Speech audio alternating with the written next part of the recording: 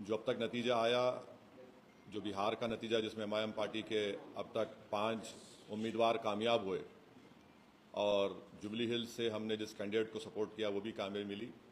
मैं सबसे पहले अल्लाह सुब्हानहू व तआला का शुक्र अदा करता हूँ कि उन्होंने अपने फजल और करम से हमारे इस फैसले को अल्लाह ने कामयाबी दी, अल्लाह ने रहम कर दिया। मैं बिहार की आवाम का भी शुक्रगुजार हूँ कि उन्होंने एमआईएम पार्टी के तमाम कैंडिडेट्स को उन्होंने वोट दिया, अपनी मोहब्बतों से नवाजा। मैं शुक्रगुजार हूँ उन 5 असम्बली कॉन्स्टिट्यूंसीज़ के तमाम राय दहिंदगान का, ज़िम्मेदारों का, मजलिस पार्टी के तमाम मेंबर्स का, जिन्होंने जनाब अख्तर ईमान साहब को कामयाब किया, अमूर से हमारे गुलाम सरवर साहब को बैसी से कामयाब किया, सरवर आलम को कुचादामन से कामयाब किया, तौसीफ़ आलम को बहादुरगंज से कामयाब किया और मुर्शिद आलम को जोकीहाट से। और मैं साथ ही साथ शुक्रिया अदा करना चाहूँगा हमारे बिहार रियासत के सदर जनाब अख्तर ईमान साहब का, आफ्ताब साहब का, आदिल हसन साहब का और तमाम वहाँ के मजलिस के ज़िम्मेदारों का कि उनकी बड़ी मेहनत कोशिशें रहीं कि हम इस 5 सीट पर कामयाबी हासिल कर पाए और बहुत से मुकामात पर हमको एक बड़ी तादाद में वोट भी मिले। मैं शुक्रिया अदा करना चाहूँगा जनाब इम्तियाज़ जलील साहब का, मुफ्ती इस्माइल क़ासमी साहब का जो रुकन असम्बली मालेगांव हैं, और महाराष्ट्र से जो तमाम मजलिस के ज़िम्मेदार आए, दिल्ली से आए, उनका शुक्रिया अदा करता हूँ। हैदराबाद से अहमद बराला साहब गए और वो ज़िम्मेदार थे अमूर विधानसभा के लिए, और जनाब माजिद हुसैन साहब का ख़ास तौर से जो तौसीफ़ आलम साहब की विधानसभा बहादुरगंज में मेहनत किए, और तमाम मजलिस के अरकान बल्दिया का जो बंगाल से भी आए, झारखंड से भी आए। बहरहाल एक कलेक्टिव इज्तिमाई कोशिश थी और मैं सीमांचल की जनता का शुक्रिया अदा करूँगा। ख़ास तौर से उन्होंने मजलिस इत्तेहादुल मुस्लिमीन को अपनाया, उसको अपनी आवाज़ बनाया, और हमको उम्मीद है कि इंशाअल्लाह ताला ये जो फ़ैसला आया है, जहाँ से अब तक हमारे 5 मेंबर्स रुकने असम्बली और एमएलए बने, इंशाअल्लाह वो सीमांचल की इंसाफ के लिए लड़ाई लड़ेंगे, वहाँ पर डेवलपमेंट का काम करवाएंगे। और साथ ही साथ मैं जो नतीजा बिहार में आया है वो एक अवामी नतीजा है, हम उसको कबूल करते और हम मुबारकबाद देते हैं और अपनी नेक तमन्नाओं का इजहार करते हैं मौजूदा वज़ीर आला जनाब नीतीश कुमार साहब का। और हमारी पार्टी की तरफ से ये कोशिश होगी कि बिहार और सीमांचल में विकास हो, सीमांचल में भी बहार आए, सीमांचल में भी बच्चों की मौत ना हो, सीमांचल की महिलाओं के लिए, वहाँ के बच्चों के लिए स्कूल, अस्पताल, पुल, ब्रिज बने, इंडस्ट्रीज़ आए वहाँ पर। तो इस सिलसिले में हम उनको अपना पूरा ताउन पेश करेंगे। मैं शुक्रगुजार हूँ जुबली हिल्स की असम्बली कॉन्स्टिट्यूंसी के तमाम वोटर्स का, राय दहिंदगान का, कि उन्होंने जनाब नवीन यादव को अपने वोटों से कामयाब किया। यहाँ पर भी मैं हमारे मजलिस के दोनों एमएलसीज़ का, जनाब रहमत साहब का, रियाजुल हसन अफंदी का, जनाब कौसर साहब का, जनाब यासिर अरफात का, अनवर सादात का, फराज साहब का और जानी मियाँ का, और ऐसे बेशुमार मजलिस के ज़िम्मेदारों का जो बड़ी मेहनत की, जस्तजू किए। और मुझे आज चीफ मिनिस्टर जनाब त्रिवेंद्र रेड्डी साहब ने भी फ़ोन करके शुक्रिया अदा किया, मैंने उनको मुबारकबाद दी।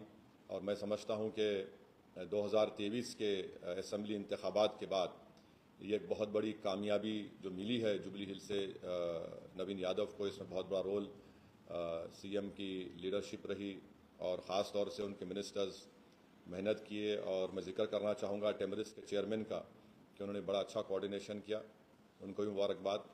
और अभी एक बलरामपुर एक कॉन्स्टिट्यूंसी है सीमांचल में बिहार में, वहाँ पर अभी आज से अभी आधा घंटा पहले जनाब आदिल हसन साहब से मेरी बातचीत हुई थी, क्योंकि 4 ईवीएम्स ख़राब हैं। उन्होंने जो कहा कह रहा हूँ, तो वीवीपैट से काउंटिंग करना चाह रहे हैं और आदिल हसन 700 वोट से पीछे हैं अभी।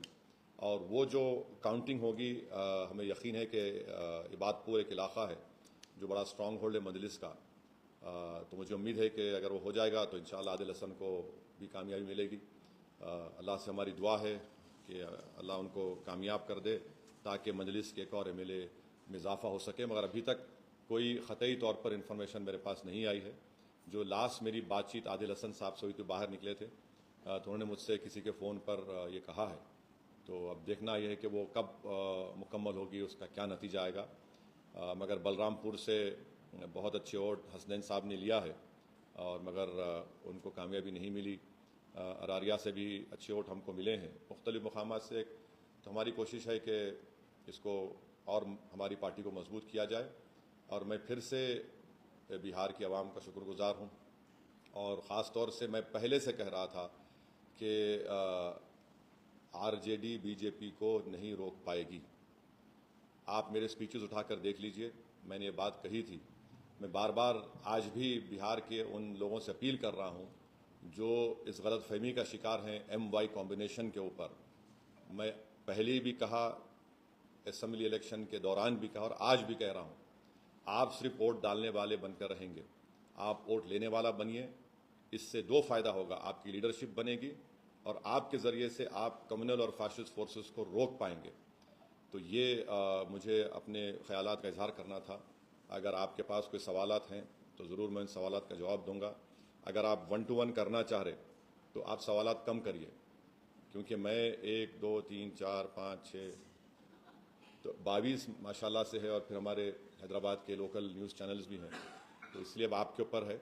मैं तो बैठने तैयार हूँ, सिर्फ दुआ कर रहा हूँ कि आदिल हसन को भी अल्लाह बलरामपुर से कामयाबी दे दे। सर, हैदराबाद के जुबली इलाके में बीआरएस और बीजेपी ने अपराध और इस्तेमाल किया, शख्सी लोगों ने उन्हें टारगेट किया था। उसके बाद क्यों कांग्रेस की कामयाबी हुई सर? क्या क्या उन्होंने? बीआरएस पार्टी और बीजेपी के कई नेताओं ने शख्सी तौर पर जुबली आपको टारगेट किया था, आपकी पार्टी को टारगेट किया था, जो भी कांग्रेस को वोट डालेगा उसको एमएल हो जाएंगे, बहुत सारे मुद्दों में उन्होंने बात की। उसके बाद उनकी कामयाबी हुई। अब उनसे पूछो, आप उनसे पूछना पड़ेगा कि इतना बोलने के बावजूद भी हर वार्ड में उनको शिकस्त हुई और बीजेपी की ज़मानत जब्त हो गई। अब तो लोगों को सोचना चाहिए कि जुबली हिल्स की आवाम ने जो फैसला लिया है वो उसको कबूल करना चाहिए। हम भी बिहार में नहीं जीते, क्या मैं भी बोलूं कि हमारे हसनैन साहब ठाकुरगंज से 78,000 वोट लेके हारे? मैं बोलूं क्या 50,000 वोट राजद वाले क्यों लिए? तो ये अब वो लोग बोल रहे हैं तो वो खिचियानी बिल्ली खंबा नोचने के बराबर है। मैं क्या बोल सकता हूँ? नहीं, ठहरो ठहरो ठहरो भाई, आप पूछना चाहेंगे तो। सर केटीआर सर से जब पूछा गया तो यही बोले कि हम तो मैच खड़े हुए ऐसे सर क्यों चले गए, दोस्त बना रहा, हम उस पर सवाल। देखिए, ये संगम पिक्चर का गाना अच्छा दिखता, ये सियासत है। मैं अपनी पार्टी को लेके आगे बढ़ना चाहता हूँ। मैं किसी के इंतज़ार में या फिराक में नहीं ठहर सकता। मैं आपको पहले से बोला था, जब आप तमाम लोग दारुसलाम को आए थे, कि क्यों आप नवीन यादव की तायद कर रहे। मैं आपको बोला था कि बीआरएस का वोट गिर गया है, अब इससे बढ़ के प्रूफ आपको क्या होना। आप वहीं ठहरे रहिए। मैं तो रोक नहीं पाऊंगा, मगर मैं नहीं ठहर सकता ना। मैं एक पार्टी का जिम्मेदार हूं। मेरे को अपनी पार्टी को जब लेके हम बिहार जा रहे हैं, उत्तर प्रदेश में काम हो रहा है शौकत साहब की क़यादत में, वो भी आके बड़ी मेहनत किए, सब लोग आए, तो अब इसमें क्या, अब मैं क्या बोल सकता हूँ? अब उनको सोचना चाहिए। और आने वाला था जो बात सामने ही, आपको यहाँ पर जो लोग तारीफ करते हैं वोट मांगने की शेरपेट में इलाके में आपके कॉर्पोरेट बिहार में आकर आपको फिर बीटिंग का प्रोग्राम बना देंगे। ऐसा है भाई, बाज़ लोग समझते हैं कि मुझे गाली देकर अपने नंबर बढ़ा लेंगे अपने पार्टी में। चलिए, अच्छा है, हमारी वजह से अगर मुझे गाली देने से आपका नंबर बढ़ रहा है अपनी पार्टी में तो कोई बात नहीं। हम तो भारत की सियासत की लैला हैं, ये तमाम हमारे मजनू हैं।